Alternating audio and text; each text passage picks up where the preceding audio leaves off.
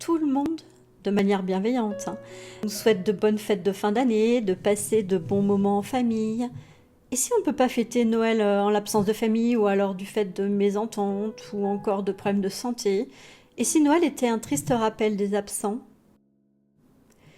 Et si Noël n'était pas joyeux?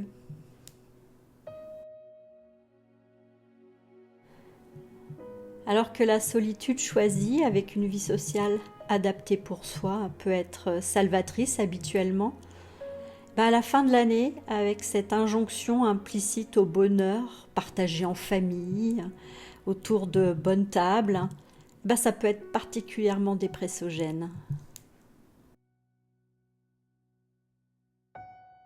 Involontairement, l'humain a tendance à comparer sa vie à ce qu'il perçoit autour de lui, comme si on était tous censés vivre un Noël familial ou amoureux, bien entouré, avec chaleur, lumière et cadeaux.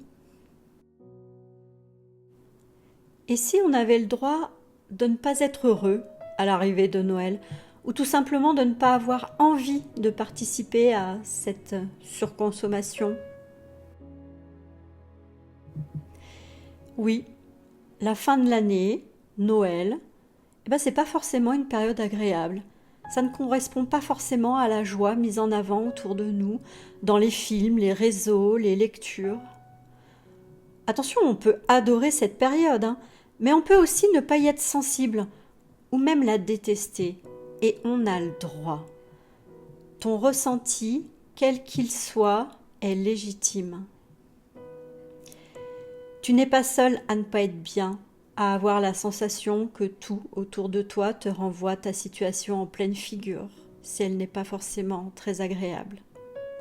Alors je tiens à te dire aujourd'hui que, eh bien non, ce n'est pas parce que tu ne fêtes pas Noël que tu es une mauvaise personne ou que tu n'es pas aimé.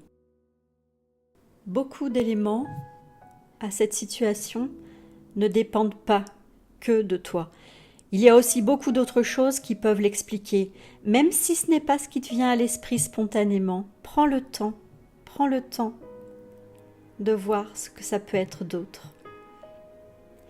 Essaie de faire cet exercice en changeant ton regard sur toi. Quelles autres raisons peuvent jouer sur cette situation ? Essaie aussi d'accueillir avec bienveillance envers toi la tristesse qui peut accompagner cette période. Comment je peux prendre soin de moi si cette période me renvoie à des choses difficiles? De quoi j'ai besoin? Alors prends soin de toi, tu le mérites. Et toi, comment vis-tu cette fin d'année? On peut en parler en commentaire. À bientôt!